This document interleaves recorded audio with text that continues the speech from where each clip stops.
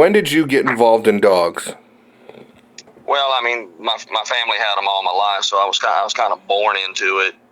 Whether it be cow dogs, hog dogs, whatever it may be. But I got my first American Bulldog, which we called him Old White English at that time. I called my mother, and she said that was 1968, so I was 6 years old. Hmm.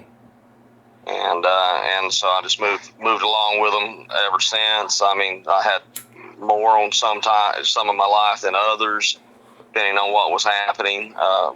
Jobs, health, multitude of things. Ex-wife, things of that nature. Mm-hmm. But now I've just been in them most of my life, and worked with them with my family. Uncle Fred, he used to keep 3,000 to 5,000. He lives in Brooks, still alive in Brooks County, Georgia. I believe Uncle Fred turned 86 in February, and he kept 3,000 to 5,000 head of domestic hogs on his farm at all times, and we would use them there. And then we would also have the opportunity to go out into the plantations up there, like the Dixie and Livingston plantation. Are those puppies too loud? She's No, it's fine. I can still hear you perfectly. Okay. And so we would take the same dogs and we'd catch wild hogs with them, and we would work domestic hogs with them. Uncle Fred would never chain or pin a dog, and he had 36-inch fences with all those hogs. And you said he had 3,000 to 5,000 hogs. Yes. Wow. Yep. Fred Huffmaster in Brooks County, Georgia. And he refused to pin one up. He said that Granddaddy had never pinned them, and that if they were handled correctly, that you wouldn't have any issues out of them. And we never did. I mean, because we went to bed at night, the dogs was laid down and around the barns and stuff like that. And we got up in the morning, they'd meet us at the trucks, and we'd go over into the pens with the hogs and walk through them, and dogs come with you. And if there was a pig that needed to be caught and doctored, well, you get him off to one side and kind of point at him, and the dog would go over there and catch him. And you pick the pig up, doctor him, throw him down, and go on through the rest of them. And so we did not have to pry these dogs off. We worked them so much that they were basically stock dogs. They were not really. They would work wild hogs, and they did a fantastic job, and the wild hog did not scare them one bit. But they had enough discernment between a baby domestic pig at 6 or 8 weeks old and a 350 pound wild hog out there in the bushes, and that they knew the difference, man. They handled the whole situation entirely differently, and did a great job in all settings. And we'd still, even on the wild hogs, we didn't have to pry them off. We just reached down. At the worst, if one of them got hurt a little bit or something like that, have to tap him upside his head with your fingers and get him to back up. And if he wasn't hurt too bad and everything was okay and there was more hogs there to be caught, you'd send them to the next one, and they'd go right with the cur dogs. I mean, we didn't keep our dogs we didn't keep our bulldogs in boxes. We kept them on the ground with the curs. So that would probably be the main difference between an American Bulldog and a Pit Bull, because a Pit Bull is just go, go, go, and you actually got to pry them off. Well, that's what most everybody says about them. I dealt with a couple of them throughout my life. They were a little more difficult to deal with, and hence I didn't keep them in my program. I stayed with these dogs. Now, what's the difference between what did you call the other name for the American Bulldog? Old White English is what we called them when I was growing up. And the other name is Old Southern Whites? Some people call them Old Southern Whites. The area I was in, we did not call them that. But it's the same dog. I believe all of them to be about the same dog. I think the main differences in them is back when we were younger, because I'm 60 now, is I lived like on Rural Route 2 and had a party line. You had to pick the phone up and listen to see if anybody was talking on it before you tried to make your call. And if you had an emergency where you did need an ambulance or something like that, you would tell your neighbor on the phone, "Hey man, you got to hang up. I got to call the hospital and get somebody out here." And that was in North Fort Myers, Florida, on Bayshore Road is where I was born and raised at. And I'm living in North Florida now, inside the Apalachicola National Forest. It's about as free as I can be toward what I grew up with, and there's 565,000 acres in here around the house in that forest itself. Wow. and another 1.5 million acres here between associated state forest, national preserves, and things of that nature. And so I mean, there's plenty of room here, and I enjoyed it. I just got at a point where I had I had to be operated on several times and had several fusions, and I was told I needed to quit using these dogs out there in the woods like I was doing. And then I had a wife, 3 daughters, 3 granddaughters, and a grandson. And the grandson was not really interested in that kind of stuff anyway. But so the girls knew I was probably going to go ahead and get out of it, or just keep 2 or 3 of them around at the most. And they said, "Well, Dad, why don't we start showing them?" And they're the ones that told me about Alan Scott and J.D. Johnson. That was probably, I would say, about 12 years ago. And so we did that, and I got an outcross from captain from Alan. I never did meet Mr. Johnson at all. I think he might have even been passed by the time I started coming around that group of people. And but I am glad they did what they did, because I had ran out when I looked around and needed an outcross. I had no outcrosses to go to, and then the girls found Alan, and we went there, and I brought a breeding pair from him and brought into our program, and that was Lindsay and Captain. And Lindsay, we didn't keep her here. She was a one-man dog for myself, and that was about it. And so I placed her with some boys to hog hunt with that I knew that would. And what they did is they would keep a bulldog in the box, and when they bayed, they'd get it out and catch with it. And that's what they did with her until she wound up getting killed a few years later. Mm. So you, your uncle, and your grandfather were involved? Yes. Oh yeah. The whole family was actually in it, right down to my female cousins and everything. I mean, everybody had them. Going back how far exactly? It is my understanding that Granddaddy had these dogs by 1919. Wow. Now, of course, I wasn't there to witness all that, and there's no pictures of it. But Granddaddy was a sharecropper, and Uncle Fred, he went into the military, into Korea and all that, came back home, and he had them. He said he walked to school with his first one at 5 years old, and the dog would walk him to the schoolhouse and back. In a very rural area there in Brooks County, Georgia, over around Dixie, that area in there. And so Granddaddy had them at least that long ago. Wow. And I've had them for really 54 years myself, all my life. Now, compared to the American Bulldogs we see on the internet and the American Bulldogs you've seen all your life, what do you not like, and what do you like to see in your dogs? Well, I'm having difficulty seeing what I want to see anymore. The dogs I grew up with, now whether it was just I was in an isolated population of those dogs, I don't profess to be an authority on this, okay? But a big male weighed 75 pounds, and the females weighed, something in there 55, 60, 65 pounds. That was a great big female at 65 pounds.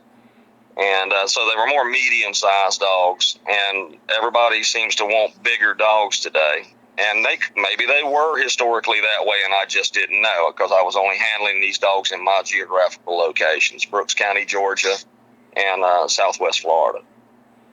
Mm. But I like a smaller dog, and this is why. Doing what I did with them, if you down in the swamp, you've already taken the trucks in there as far as you can go, and the 2 ruts have ran out, and no matter what kind of, how good your 4-wheel drive is, you've got to get out and go on foot to them in the swamp, and you get in there and it's really went badly, and you've got to reach down and pick a dog up and carry that dog back out of there. Do you really want to carry a 110 pound dog, or do you want to carry that 60, 65 pound dog out of there? Right. And all you're really, in my opinion, and I've done a lot of hog hunting in my life. I know that big red cur that I had, he was one of the better dogs I ever owned in my life, bar none. Even he was the best dog I ever had in my hands. Don't even know what he really was. Okay, but he was about one of the biggest dogs I ever hunted with. He weighed 78 pounds, And you know, when you get them cut down like that, and you got to start carrying them out because they can't walk out. Then a smaller dog is more beneficial, in my opinion, because all you're doing when you're catching wild hogs is keeping that hog's head busy so he can't cut you when you're legging him. And a 55 pound dog is very capable of doing that. Right.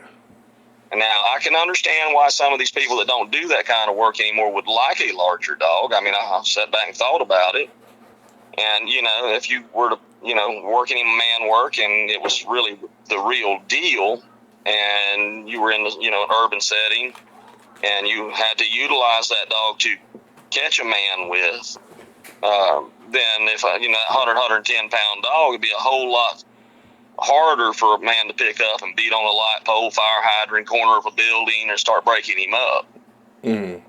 But where that littler dog, I mean, if you've got half that weight, you know, you get you a good stout fella, you get him up off the ground, start beating him on everything in sight, and, you know, break his back and hips and stuff like that. So, you know, I can see the advantage if you're going to do man work with them to a bigger dog. But I cannot see the advantage to a big dog working wild hogs. So gravity comes into play. When that dog gets hit by that hog, a smaller dog comes off the ground easier. That big dog's stuck to the ground, and he gets cut worse than a little dog does. Okay. And I mean, in my opinion, and we built vests and stuff for him. Jimmy Ellison and a neighbor of mine back in Fort Myers, Florida, and myself, we worked on it. Jimmy finally figured it out one night, and we made that the vest out of 1120 radial dump truck inner tube and produce conveyor belts, and we bolted it all together and used finishing washers for automobiles because they were concaved and they were smooth on the outside and wouldn't rough the dog. And the whole setup weighed about 3.5 pounds, and it really, really helped us eliminate losing dogs and getting a bunch of vet bills that we were encountering all the time. Right. Now, in your opinion, would you say that the American Bulldog is a good man dog as far as personal protection? Oh, there definitely will. They will lay waste if their family or and their area is if somebody comes out acting crazy, they will handle that situation without hesitation. And yes, under those circumstances, yes. I personally have never done man work with them. Okay, I've watched other people do it, and the biggest problem I see is they're not putting off switches on those dogs. They either got to let the sleeve loose or pry the dogs off. The vast majority of them I've seen working. And I think if you're going to train them to attack a human being, which I personally wouldn't do, not intentionally do it, okay? Mm-hmm. But that's not, I'm not the only person handling these dogs. But if you're going to do that, you need to have that dog where he will out on command. Mm-hmm. Yeah, and it's doable. You know, I have seen it done. I just haven't seen it done often. Right. I understand. Now, let's talk about color, because I hear a lot of debate on this topic. Some people say, well, they should only be white with a couple black spots on them or brindle spots on them. What's your take on that? I have seen, historically, the dogs, when I was younger, were primarily white, okay? But it was not uncommon to see a mostly brindle dog, brown brindle, tiger stripes, black brindle periodically. They were around, and my feeling on that is the more color you have on them, the less skin issues you're going to have. Okay, so you've experienced some issues with the all white dogs. Yes, if you don't have the right group of all white dogs, you'll have skin allergies, and potentially they seem to be more prone to red mange, which we always thought was a heritable deal. But my understanding of that situation now is it's actually an immune deficiency issue. It's not the red mange itself is evidently not heritable. It is the immune deficiencies that the dogs, when they encounter red mange, when you have an issue with them, that you're breeding an immune deficiency issue, and you got to know what that would be to correct the problem. Now, I have had dogs that got hurt really badly, and through their recovery on 2 occasions, I had good, clean dogs that came out with red mange, And then Dr. Lawrence was the one that put me onto this. He said their dogs are fine, Bruce, because I said, well, they're worthless to breed with, and I can't have them looking like this. So he said, give me a few weeks with them, and he said because they were older dogs, they were already 4 or 5 years old, had never had a skin issue, and so when they became compromised physically, the mites overtook them. And as soon as we got them back on their feet, we treated them with Ivermectin and Mitaban, and the dogs cleared up, never had another issue. Okay. What are those two things you just said? Ivermectin? Ivermectin, we treated them with 1% sterile solution, hog and swine. No, swine and cattle, ivermectin. Okay. And what he had me do is give them, on one of them, I gave 1 cc a day for 30 days, which I had no idea you could give them that much of it.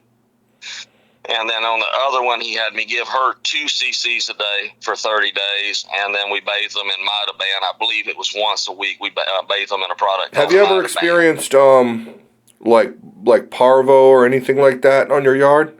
Oh, well, down in South Florida when I was, still down there, when I was a very young fellow, when parvo first started being a problem, I lost, I don't know, 5 or 6 full litters of big puppies. I mean, I'm talking about stuff that was 8 and 9 months old. It just laid waste to the place. I mean, just killed everything I had. And a friend of mine named Jeff Boyd, he recalled it to me before he passed away 3 or 4 years ago. He said, man, he goes, do you remember? He said, you were nearly wiped out 2 or 3 times down here with parvo. And I said, yeah, I remember it, Jeff. I just hadn't thought about it in a long time. And so, yes, parvo was an issue early on when I was in my early 20s. Okay. Yeah, I've heard some people say that there's some tricks of the trade and whatever that you can help get a dog through it. I just figured I'd ask. Yeah, no, my cousin Dottie, I traded her. She had a white English bitch there, and she wanted to trade me the bitch for a hog. And I said, well, look, I'll just give you the hog. She says, nah, I need to get this dog off my yard anyway. And she had got her through parvo. And the dog's name was Minnie Pearl. And but what we experienced with her, I mean, we used her. She was just absolutely outstanding. She was a small dog. I think it might have stunted her a little bit with that parvo, because I don't believe she could have weighed more than about 45 pounds. And but her teeth were bad from having parvo. They were dark. I gotcha. And, yeah, but she would do it. I mean, we thought we'd kill it. She had been killed one night on a big boar hog there. We had her, that big red cur, and another bulldog with us there, a big puppy. And we called a boar hog off the silage where we're feeding silage to the cows.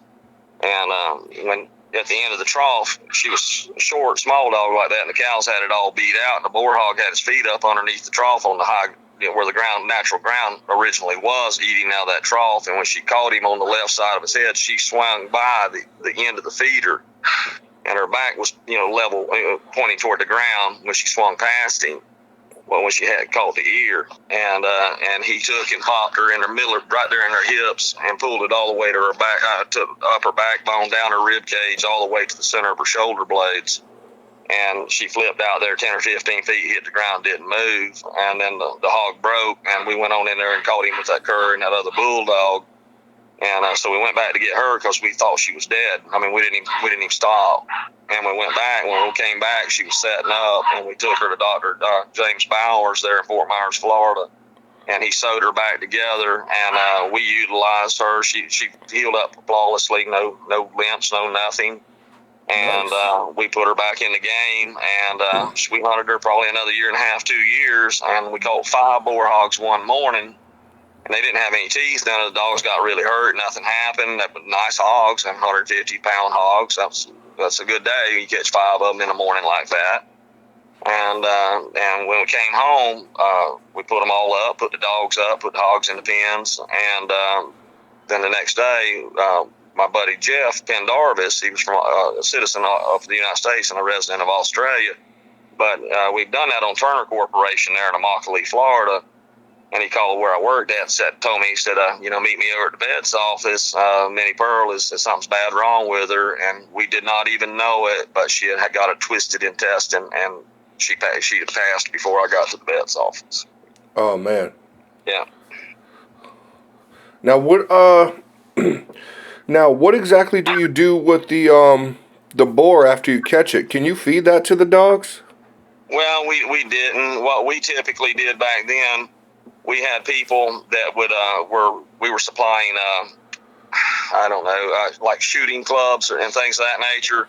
It was for hire type stuff, and we would catch these boar hogs. And then Mr. Christmas out of LaBelle, Florida, and Mr. Ellison out of Perry over there would come by, and they'd give us $50 for every inch of tooth of tusk that was in the boar hog's head. Okay. Oh, okay. So 1 inch of tusk was $50. Now, bear in mind, most of us was only making about $150 a week back then. Okay. And so if we had, we're catching 5 or 10 good hogs a week, and inch and a half of tooth was $150, and we were having fun too. And so it covered our truck repairs, covered taking care of the dogs, and put a little money in our pockets for the family. Right. Nothing wrong with that, man. Yeah, it went well. And then they would take them. Basically, they were taking them into Pennsylvania to up there where those folks could hunt them. They'd put them in big high fenced areas or whatever it was, and people would go pay to hunt those hogs. Okay.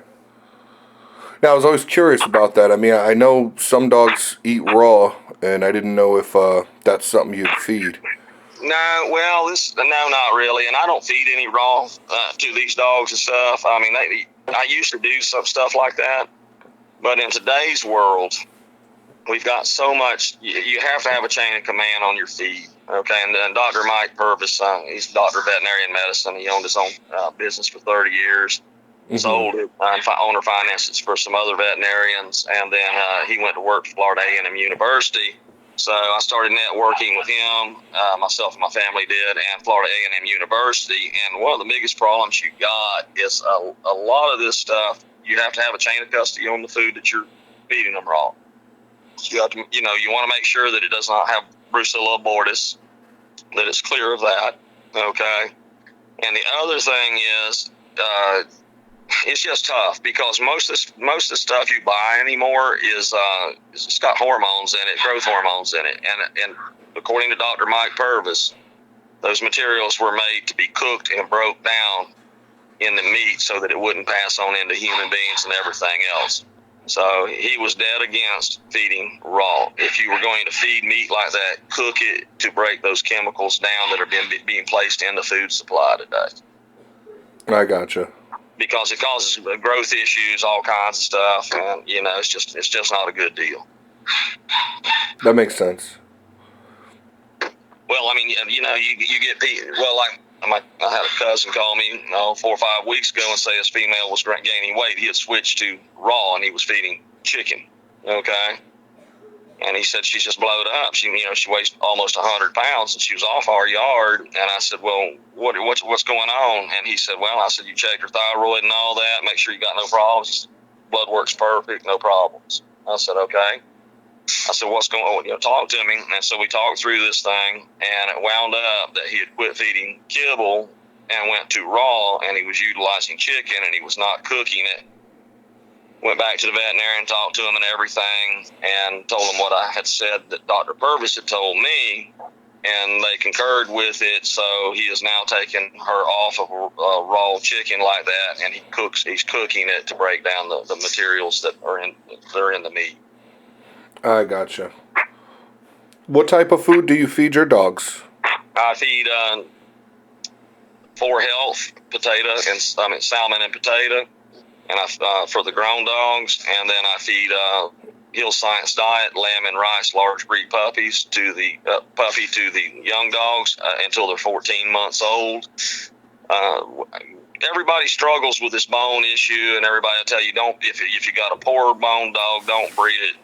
It's not worthy of breeding. Well, I followed that concept for a long time. Again, this gentleman, Dr. Mike Purvis, he worked intensely with us for 7 years until his passing. And I learned a lot from this man. He was just a stellar human being. And he said, I asked him one day, I said, Dr. Purvis, why can't I get really excellent bones and stuff like I'm seeing advertised on these other kennel sites? And he told me, he said, Bruce, you're doing it to them yourself. And I said, okay, well, talk to me. Tell me what I'm doing.